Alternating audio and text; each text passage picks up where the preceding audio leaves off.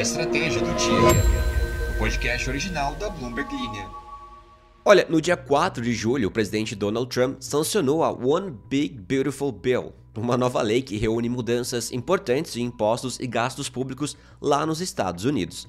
Entre os pontos principais estão a extensão dos cortes no imposto de renda iniciados em 2017, isenções para empresas, alterações em tributos estaduais e locais, além de mudanças no Medicaid, que é o programa de assistência médica para pessoas de baixa renda. Mas olha, segundo uma nova estimativa do Escritório de Orçamento do Congresso, a medida deve acrescentar 3,4 trilhões de dólares ao déficit público em 10 anos e pode também resultar na perda de cobertura de saúde para cerca de apenas 10 milhões de pessoas até 2034. Então, no episódio de hoje, a gente vai falar sobre o que está por trás dessa nova lei, como que ela pode impactar a economia americana e por que as mudanças vêm gerando debate entre economistas, políticos, investidores e apresentadores de podcasts que estão levemente gripados.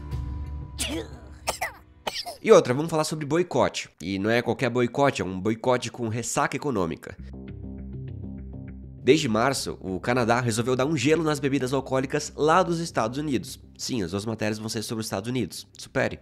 Literalmente, as províncias anunciaram que não iam mais vender whisky, bourbon e vodka. Ou seja, nada que viesse de destilaria americana. O resultado disso, as vendas despencaram 66%, mas o efeito colateral foi mais forte que shot de tequila. Olha isso, os canadenses passaram a beber menos, no geral, até mesmo os rótulos locais.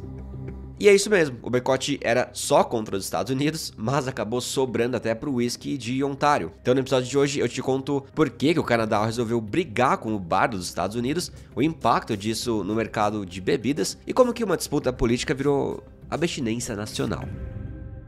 Bora no episódio assim que eu te lembrar de seguir o podcast. Eu sei que você ouve o podcast, mas talvez você não siga. Então você pode clicar no nosso perfil, colocar pra seguir, aí você fica atualizado todos os dias do que acontece no Brasil e no mundo, tá bom? Pronto, lembrei. Agora vamos pro episódio. O presidente dos Estados Unidos, o Donald Trump, aprovou recentemente uma nova lei que muda as regras sobre impostos e gastos do governo.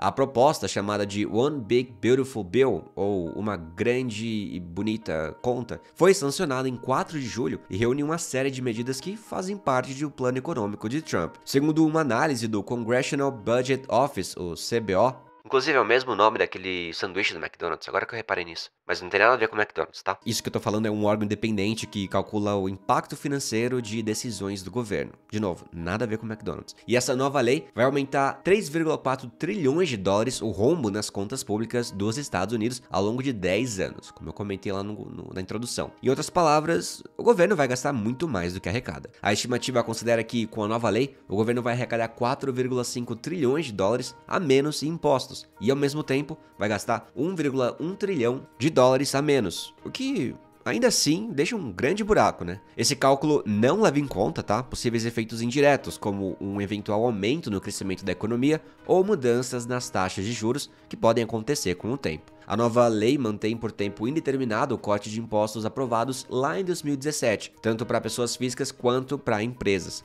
Também aumenta o limite das deduções nos impostos estaduais e locais, que é algo que beneficia principalmente quem ganha mais dinheiro. Além disso, a lei isenta temporariamente o pagamento de impostos sobre gorjetas e horas extras, entre outras mudanças também. Mas esse benefício, ele tem um custo. Para tentar equilibrar as contas, a lei corta recursos de alguns programas sociais como o Medicaid, que é o plano de saúde oferecido pelo governo para pessoas de baixa renda. A partir de 2026, quem recebe o Medicaid e tem menos de 65 anos terá que cumprir novas exigências de trabalho para continuar no programa. A lei também limita a forma como os estados arrecadam recursos para bancar esse sistema. De acordo com a análise do CBO, essas mudanças devem fazer com que 10 milhões de americanos percam acesso ao plano de saúde até 2034. Tudo isso acontece num momento delicado, você deve saber, mas os preços nos Estados Unidos já estão subindo e o custo de vida deve aumentar ainda mais por conta dessas tarifas impostas sobre produtos importados. Isso atinge principalmente as famílias de baixa renda, que usam a maior parte do dinheiro para pagar por necessidades básicas, como comida,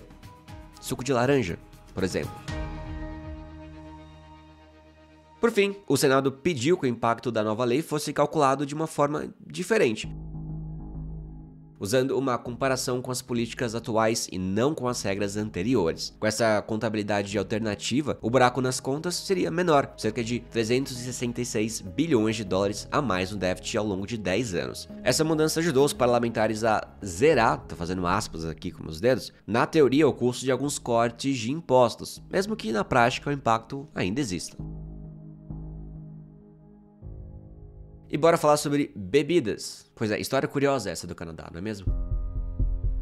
Bom, o país, o Canadá, decidiu parar de vender bebidas alcoólicas produzidas nos Estados Unidos. E isso tá afetando muito mais do que só as marcas americanas. Segundo o novo relatório da Spirits Canada, uma associação que representa a indústria de bebidas destiladas no país, o boicote fez com que as vendas de bebidas alcoólicas como um todo caíssem, inclusive as das marcas canadenses. Tudo começou lá no dia 5 de março, quando várias províncias canadenses, que são como os estados aqui do Brasil, anunciaram que iriam retirar das prateleiras as bebidas alcoólicas vindas dos Estados Unidos. Isso incluía produtos como whisky americano, bourbon, vodka e outras bebidas destiladas. A decisão foi uma forma de protesto contra medidas do governo americano. E a consequência foi grande. Entre o início de março e o final de abril, as vendas de bebidas alcoólicas dos Estados Unidos no Canadá caíram 66%. Mas o mais curioso é que as pessoas não passaram a comprar marcas canadenses no lugar, elas simplesmente passaram a consumir menos bebidas alcoólicas em geral.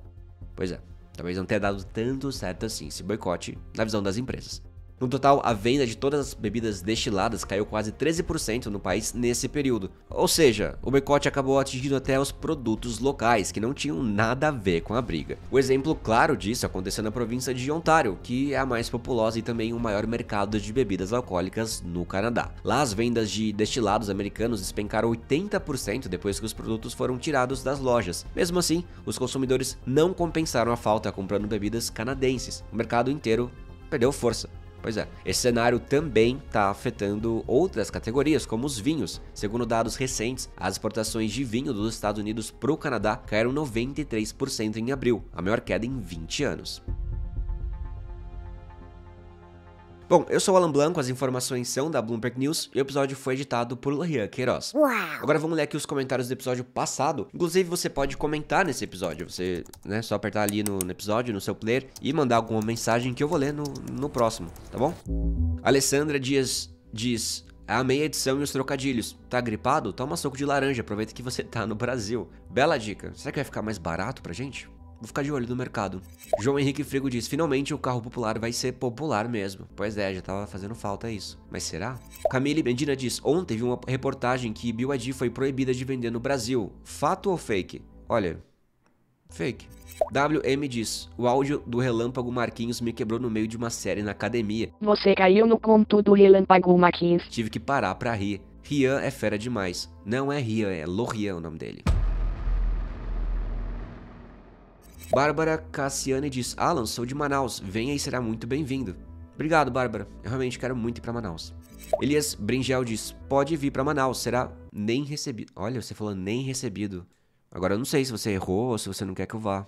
Jackson Felser Joaquim diz: eu já tinha ficado feliz quando vi a notícia de que o preço dos carros vai descer. Depois que eu vi a notícia que as locadoras vão se dar mal com essa história, fiquei ainda mais feliz. Nossa, quanto ódio contra locadoras. O que aconteceu? Dani Fernandes diz: se vai ficar mais caro nos Estados Unidos pela escassez, significa que esse produto vai ficar mais barato no Brasil. Importante falar, né? É uma possibilidade grande. Tem que ver pra onde vai esses produtos. Eles podem achar outro mercado e a situação aqui ficar a mesma. A gente tem que analisar isso. E por último, Seika diz: já dizia o ditado, cuide na rua, antena pra lua. Qual que era o outro mesmo? Cuide no asfalto, antena pro alto. E é isso, gente. Eu vou ficando por aqui. Muito obrigado pela audiência mais uma vez e até o próximo episódio. Até lá. Big beijo.